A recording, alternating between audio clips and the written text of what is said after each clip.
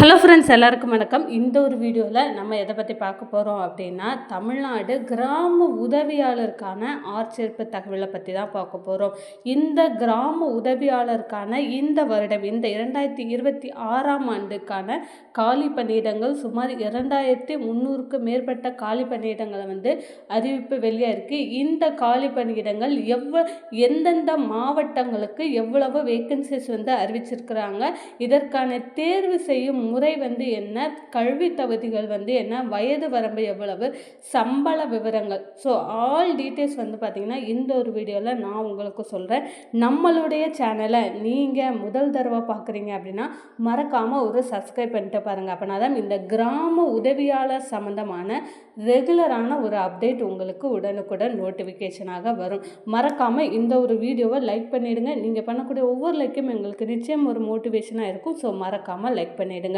இப்போ வாங்க நம்ம வீடியோக்குள்ளே போகலாம். இந்த கிராம உதவியாளர் எந்தெந்த மாவட்டங்களுக்கு எவ்வளோ வேக்கன்சிஸ் அறிவிச்சிருக்கிறாங்க அப்படின்றதையுமே நான் இந்த வீடியோவில் உங்களுக்கு சொல்லியிருக்கேன். ஸோ வீடியோவை ஸ்கிப் பண்ணாமல் கடைசி வர பாருங்கள். ஸோ ஆல்ரெடி கிராம உதவியாளர் பணிகளுக்கு நிறைய பேர் இன்டர்வியூ வர போயிட்டு அதுக்கப்புறம் இன்னும் செலெக்ஷன் லிஸ்ட் வராமல் வெயிட் பண்ணிட்டு இருப்பீங்க.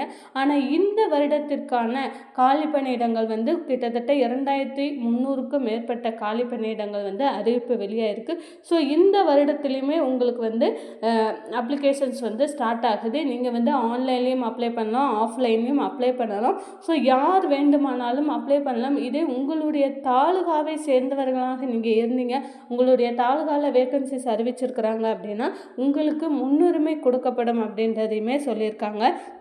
லாஸ்ட் டைம் பார்த்தீங்க அப்படின்னா கிட்டத்தட்ட இதே மாதிரி தான் ஒரு 2500க்கும் மேற்பட்ட காலி பணியிடங்கள் அறிவித்து திறனறிவு தேர்வு, இன்டர்வியூ, அதுக்கப்புறம் இன்னும் செலெக்ஷன் லிஸ்ட்டுக்காக நிறைய பேர் வெயிட் பண்ணிட்டு இருக்காங்க, நம்ம பார்க்குறோம். ஸோ அந்த மாதிரி இருக்கிறவங்க கூட இந்த வருடத்திற்கான அப்ளிகேஷன்லையுமே நீங்கள் தாராளமாக அப்ளை பண்ணலாம்.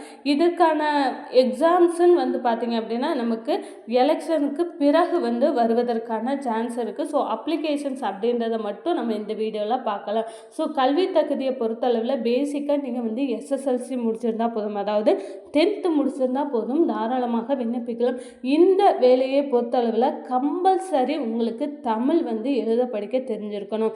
இது ரொம்ப ரொம்ப மஸ்ட்டுங்க. தமிழ் எழுத படிக்க தெரிஞ்சாலே போதும், தாராளமாக இந்த ஒரு வேலையை வாங்கலாம். அதே போல் அரசாங்கம் கொடுக்கக்கூடிய இட ஒதுக்கீடு அப்படின்றதும் இந்த ஒரு வேலையில் உண்டு.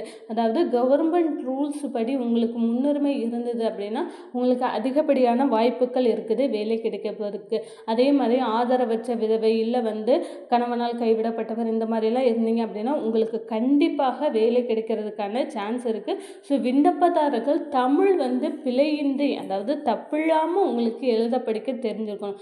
10th முடிச்சிருக்கணும். இல்லை 10th தான் முடிச்சிருக்கிறேன், இல்லை வேறு ஏதாவது டிகிரி முடித்தவங்க அப்ளை பண்ணலாமான்னு கேட்டிங்க அப்படின்னா தாராளமாக நீங்கள் என்ன டிகிரி படிச்சிருந்தாலும், இன்ஜினியரிங் படிச்சிருந்தாலும், நீங்கள் டிஎன்பிஎஸ்சி குரூப் 4க்கு படிக்கிறீங்க, வேறு ஏதாவது எக்ஸாம்ஸ்க்கு படிக்கிறீங்க அப்படின்னாலுமே தாராளமாக நீங்கள் இந்த ஒரு வேலைக்கு அப்ளை பண்ணலாம். இந்த கிராம உதவியாளரை பொறுத்த அளவில் உங்களுடைய அருகாமையில் உள்ள உங்கள் சொந்த கிராமத்திலேயே உங்களுக்கு வேலை கிடைக்கிறதுக்கான வாய்ப்புகள் அதிகமாக இருக்குது.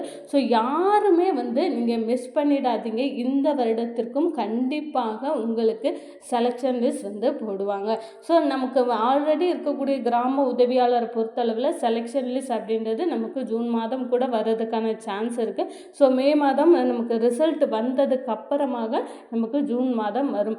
அதே போல் இதற்கான இந்த கிராம உதவியாளருக்கான ஏஜ் என்ன ஏஜ் இருக்கணும், வயது வரம்பை பொறுத்தளவில் மினிமம் 21 வயசு கம்ப்ளீட் ஆகிருக்கணும். உங்களுக்கு 21 வயசுலேருந்து நீங்கள் ஜென்ரல் கேட்டகரியாக இருக்கிறீங்க அப்படின்னா 32 வயசு வரை அப்ளை பண்ணலாம். இதே அதர் கேட்டகரியாக இருக்கிறீங்க அப்படின்னா, அதாவது எம்பிசி பிசியாக இருக்கீங்க அப்படின்னா 37 வயசு வரை அப்ளை பண்ணலாம்னு சொல்லியிருக்காங்க. இதே எஸ்சி எஸ்டியாக இருந்தீங்க அப்படின்னாலுமே அதற்குமே உங்களுக்கு ஏஜ் ரிலாக்ஸேஷன்ஸ் கொடுத்துருக்காங்க. கிட்டத்தட்ட 39 வயசு வரை நீங்கள் அப்ளை பண்ணலாம். இதே ஆதரவற்ற விதவை, கணவனால் கைவிடப்பட்டவர், இந்த மாதிரிலாம் இருந்தீங்க அப்படின்னா நீங்கள் 45-50 வயது வரை கூட தாராளமாக நீங்கள் விண்ணப்பிக்கலாம். ஸோ யாருமே நீங்கள் இதை மிஸ் பண்ணிடாதீங்க. கண்டிப்பாக நீங்கள் அப்ளை பண்ணீங்க அப்படின்னா உங்களுக்கும் இந்த கிராம உதவியாளர் வேலை உங்களுடைய சொந்த கிராமத்திலேயே கிடைக்கிறதுக்கான வாய்ப்புகள் இருக்குது. அதே போல் பார்த்தீங்க அப்படின்னா மாவட்டங்களும் அரியலூரில் 21, செங்கல்பட்டு 41 இந்த மாதிரியான ஒவ்வொரு டிஸ்ட்ரிக்ஸ்லையும் அறிவிச்சிருக்காங்க. காஞ்சிபுரத்தில் 19, கன்னியாகுமரியில் இன்னும் புதுப்பிக்கப்படலை, விரைவில் அறிவிக்கிறாங்கன்னு சொல்லியிருக்காங்க. அதேமாதிரி கரூர் மாவட்டத்தில் 27, கிருஷ்ணகிரி 35, மதுரை இன்னும் அறிவிக்கப்படலை, மயிலாடுதுறையில் 7, நாகப்பட்டினம் 5, நாமக்கல் 67 வேகன்சிஸ் கொடுத்துருக்காங்க. இந்த வேலையை பொறுத்தளவில் உங்களுக்கு ஃபஸ்ட்டு மந்த்து சேலரியே கிட்டத்தட்ட 18,000 ரூபாய் கிடைக்கும் அப்படின்றத சொல்லியிருக்காங்க. ஸோ உங்களுக்கு ஸ்டார்டிங் சேலரி இந்த வெப்சைட்டில் நம்ம பார்த்து செக் பண்ணோம் அப்படின்னா 11,500 அந்த மாதிரி 11,100 11,500 தான் வரும். ஆனால் உங்களுக்கு ஸ்டார்டிங் சேலரி அப்படின்னு நீங்கள் வேலையில் ஜாயின் பண்ணிட்டீங்க அப்படின்னா ஸ்டார்டிங் சேலரியே உங்களுக்கு கிட்டத்தட்ட 15,000 இல்லை 18,000 வரை உங்களுக்கு கிடைக்கிறதுக்கான சான்ஸ் இருக்குது. அதற்கப்புறமாக ராமநாதபுரம் மாவட்டத்தில் 29, ராணிப்பேட்டையில் 43, சேலம் 105, சிவகங்கை 41, தென்காசி 24, தஞ்சாவூர் 305 வேகன்சிஸ் தஞ்சாவூர் மாவட்டத்தில் மட்டுமே அறிவிச்சிருக்காங்கங்க. ஸோ தஞ்சாவூர் மாவட்டத்தை சேர்ந்தவங்க கண்டிப்பாக நீங்கள் அப்ளை பண்ணுங்கள். அதே தேனி மாவட்டத்தில் 25 வேகன்சிஸ், தூத்துக்குடியில் 77 வேகன்சிஸ் அறிவிச்சிருக்காங்க. அதிகபட்சமாக நமக்கு தஞ்சாவூர் மாவட்டத்தில் வேகன்சிஸ் அறிவிச்சிருக்கிறாங்க. அதே மாதிரி திருச்சிராப்பள்ளியில் 104 வேகன்சிஸ் அறிவிச்சிருக்காங்க. திருநெல்வேலியில் 45 அறிவிப்பு, திருப்பத்தூரில் 32 வேகன்சிஸ் அறிவிச்சிருக்காங்க. திருப்பூரில் 25, திருவள்ளூரில் 151, திருவண்ணாமலையில் 103 வேகன்சிஸ் அறிவிச்சிருக்கிறாங்க. ஸோ இது எல்லாமே தற்காலிகமானது தான். ஸோ இதற்கு மேலே உங்களுக்கு வேகன்சிஸ் இன்க்ரீஸ் ஆகிறதுக்கான வாய்ப்புகள் இருக்குது, குறைவதற்கான வாய்ப்புகள் ரொம்ப கம்மி. ஆனால் வேகன்சிஸ் இன்க்ரீஸ் ஆகிறதுக்கான வாய்ப்புகள் அதிகமாக இருக்குது. இன்னும் அஃபிஷியலாக அனௌன்ஸ் பண்ணும்போது உங்களுக்கு வேகன்சிஸ் பார்த்தீங்க அப்படின்னா இனிமேல் இன்க்ரீஸ் ஆகும் அப்படின்றது தான் சொல்லியிருக்காங்க.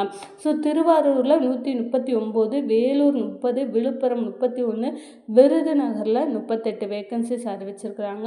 ஸோ இது எல்லாமே பார்த்தீங்க அப்படின்னா தற்காலிகமான வேகன்சிஸ் தான். ஆனால் இதற்கு அப்புறம் உங்களுக்கு நோட்டிஃபிகேஷன்ஸ் ஒவ்வொரு டிஸ்ட்ரிக்டும் தனித்தனியாக தான் எக்ஸாம் வைப்பாங்க.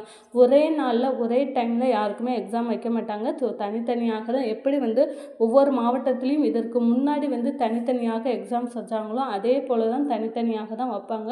அதே மாதிரி நீங்கள் பார்த்தீங்க அப்படின்னா தனித்தனியாக விண்ணப்பித்து திறனறிவு தேர்வு ப்ளஸ் இன்டர்வியூ அப்படின்னு 2 ப்ராசஸில் உங்களை செலக்ட் பண்ணுவாங்க. ப்ளஸ் அரசாங்கம் கொடுக்கக்கூடிய இடஒதுக்கீடு மற்றும் தரவரிசை அடிப்படையில் தான் இந்த ஒரு வேலைவாய்ப்பு நமக்கு கிடைக்க போகுது. ஸோ இந்த கிராம உதவியாளர் சம்மந்தமான ரெகுலரான ஒரு இன்ஃபர்மேஷன்ஸ்க்கு மறக்காமல் நம்மளுடைய சேனல் ஒரு சப்ஸ்கிரைப் பண்ணுங்கள். இந்த ஒரு வீடியோவை மறக்காமல் லைக் பண்ணிவிடுங்க. தேங்க்யூ.